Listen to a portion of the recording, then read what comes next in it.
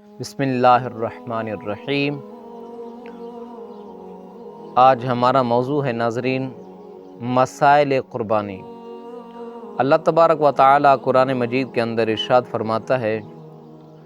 وَلِكُلِّ أُمَّةٍ جَعَلْنَا مَنْسَكًا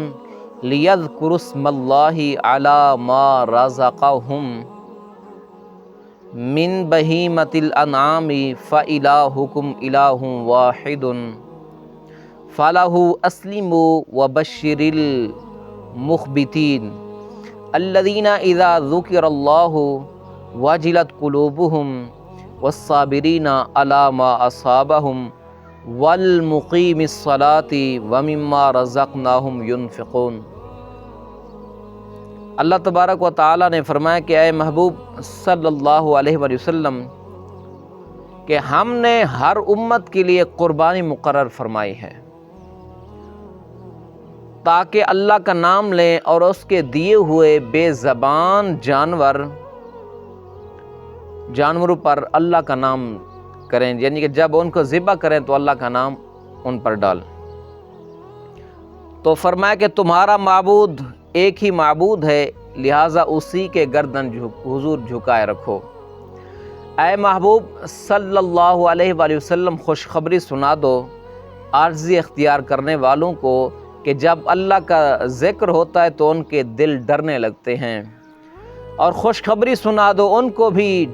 جن پر مصیبت آ پڑے اور وہ اس پر صبر کرتے ہیں۔ نماز قائم رکھنے والوں کو بھی خوشخبری سنا دو اور انہیں بھی خوشخبری دو جو ہمارے دیے ہوئے رزق سے خرچ کرتے ہیں۔ تو ناظرین سامعین، جو ذی الحجہ کا جو مہینہ ہے یہ اسلامی کیلنڈر کا آخری مہینہ ہے۔ اسی مہینے میں اللہ تبارک و تعالی نے جس پر اپنا فضل اور احسان فرماتا ہے اسے اپنے حرم پاک کی حاضری کی سعادت نصیب فرماتا ہے، اور محبوب کریم جناب حضرت محمد مصطفیٰ صلی اللہ علیہ وسلم کے روضے کی دربار کی حاضری نصیب کرتا ہے۔ اور یہی وہ مہینہ ہے کہ حضرت سیدنا ابراہیم علیہ السلام اور حضرت سیدنا اسماعیل علیہ السلام کی عظیم سنت، یعنی اپنے رب کی رضا اور خوشنودی حاصل کرنے کے لیے جانی اور مالی ہر قسم کی قربانی پیش کی جاتی ہے۔ حضرت سیدنا ابراہیم خلیل اللہ علی نبینا علیہ السلام کا مقام یہ ہے کہ ولادت سے لے کر اپنے رب تبارک و تعالی کی بارگاہ میں حاضر ہونے تک آپ کی پوری زندگی باطل قوتوں کو شکست دینے اور مصنوعی خدائی کے دعوے داروں کو معبود حقیقی کی بارگاہ کے اندر سجدہ ریز کرنے کی کوشش کے اندر گزار دی۔ ہمارے نبی کریم صلی اللہ علیہ وآلہ وسلم،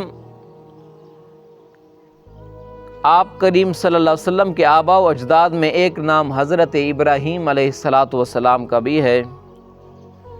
تو حضور صلی اللہ علیہ وآلہ وسلم کو یہ قربانی عطا کی گئی، اور اس قربانی کس چیز کا نام ہے؟ قربانی کس چیز کو کہتے ہیں؟ فتاوی عالمگیری کے اندر ہے الاضحیۃ ہی فی الشرع اسم لحیوان مخصوص بسن مخصوص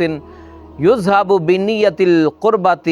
فی یوم مخصوص عند وجود شرائطها وسببها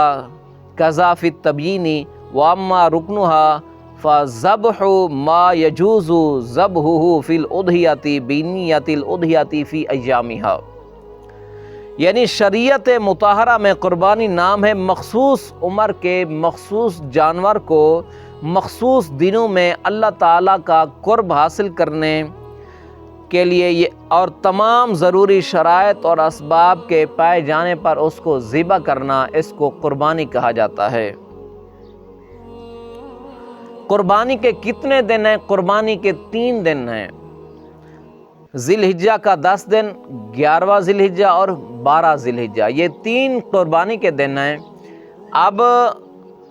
سب سے پہلے قربانی کیا ہوگی؟ 10 ذوالحجہ کو طلوع آفتاب صبح صادق سے لے کر 13 ذوالحجہ کی مغرب عصر تک یعنی کہ غروب تک یہ قربانی کا وقت ہے، اس سے پہلے انسان قربانی کر سکتا ہے۔ اب جو شہر کے اندر رہنے والے ہیں وہ نماز عید پڑھ کر قربانی کریں گے، اور جو شہری دیہاتی ہیں وہ صبح صادق ہونے کے بعد وہ نماز عید چونکہ دیہات کے اندر واجب ہی نہیں ہوتی، تو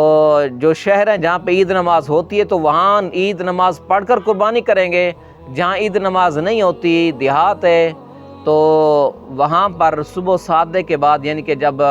روشنی ہو جائے تو وہاں پر قربانی کرنا جائز ہے۔ اور قربانی کا ثواب سب سے زیادہ 10ویں دن ہوتا ہے، اور اس کے بعد پھر 11ویں دن، اور اس کے بعد پھر 12ویں دن، پھر 13ویں دن، یعنی 3 دن 10 11 12 اور 13، تو 13ویں دن سب سے کم ثواب ہوتا ہے۔ تو یہ 3 دن قربانی کے ہیں، ان کو 10 ذوالحجہ کو یوم نحر بھی کہتے ہیں، یعنی کہ 10 ذوالحجہ کو یوم نحر کہا جاتا ہے، جبکہ 11 12 اور 13 کو ایام تشریق کہتے ہیں۔ اس کی وجہ یہ ہے کہ بھئی ان کو ایام تشریق کیوں کہتے ہیں؟ اس کی وجہ یہ ہے حضور نبی کریم صلی اللہ علیہ وسلم کے زمانہ میں، بلکہ اس سے پہلے بھی قربانی کا بچا ہوا گوشت وہ دھوپ کے اندر خشک کر کے رکھا جاتا تھا، اور اس کو بہت دنوں تک کھاتے تھے، اور سورج کی کرن کو شرق کہا جاتا ہے، اور جس کی جمع آتی ہے اشراق، اور جس گوشت کو خشک کیا جائے دھوپ کے اندر اس کو کہتے ہیں تشریق، اور دن کو دھوپ میں خشک کرنے والے کو گوشت کو تشریق کہا جاتا ہے۔ لہٰذا جن دنوں کے اندر گوشت خشک کیا جاتا ہے انہیں ایام تشریق کہا جاتا ہے، اور ان 3 دنوں کے اندر ایام تشریق، البتہ تکبیریں جو ان کو 3 دنوں کو 11 12 13 کو ایام تشریق کہتے ہیں، البتہ 9 ذوالحجہ سے لے کر 13 ذوالحجہ کی عصر تک، یعنی کہ 9 ذوالحجہ کی صبح سے لے کر 13 ذوالحجہ کی عصر تک یہ تکبیر تشریق پڑھی جاتی ہے، یعنی اللہ اکبر لا الہ الا اللہ واللہ اکبر۔ یہ ہر نماز کے بعد 1 بار بلند آواز سے کہنا واجب ہے، اور 3 بار کہنا مستحب ہے۔ تو یہ 9 ذوالحجہ کی 9 کی تاریخ، چاند کی جب 9 تاریخ ہوگی اس کی صبح سے لے کر 13 ذوالحجہ کی عصر تک ہر فرض نماز کے بعد 1 بار کہنا واجب اور 3 بار کہنا مستحب ہے۔ تو یہ تکبیر تشریق ہے۔ ہمارے بہت سے مسلمانوں کے ذہن کے اندر قربانی کے بارے میں زیادہ معلومات نہیں ہوتی، کم معلومات ہوتی ہیں، تو عجیب تصورات اور خیالات لائے جاتے ہیں۔ تو بعض لوگ یہ سمجھتے ہیں کہ ایک مسلمان کی زندگی میں صرف 1 مرتبہ قربانی کرنا واجب ہے۔ اسی وجہ سے بعض لوگ، کم علم لوگ مسلمانوں کو یہ کہتے ہوئے بھی سنا گیا ہے کہ پہلی مرتبہ قربانی کر رہا ہوں تو حضور سید عالم صلی اللہ علیہ وسلم کے نام پہ کراؤں، اگلے سال اپنی طرف سے کراؤں گا۔ اور کچھ لوگ یہ کہتے ہیں کہ 1 سال تو اپنی طرف سے، 1 سال بیوی کی طرف سے، اور 1 سال بچوں کی طرف سے قربانی کر دی جائے گی، یہ کرواتے رہتے ہیں۔ تو میرے معزز سامعین، ناظرین، یہ شریعت کا مسئلہ نہیں ہے۔ شریعت کا مسئلہ یہ ہے کہ درست مسئلہ یہ ہے کہ مرد ہو یا عورت ہو، میاں ہو یا بیوی میں سے کوئی بھی جو بھی صاحب نصاب ہے تو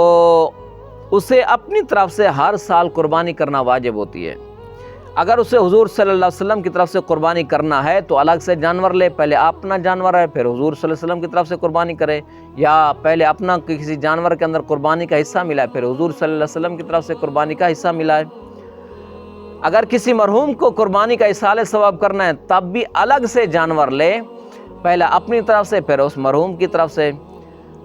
اگر ماں باپ ہیں یا بیوی بچے یا ان کی طرف سے قربانی کرنا چاہتا ہے تو بھی الگ حصہ کرے، الگ جانور کے لیے لے، کیونکہ قربانی اس پر واجب ہے، اگر بیوی بچوں پر واجب نہیں ہے، اگر وہ صاحب نصاب نہیں ہیں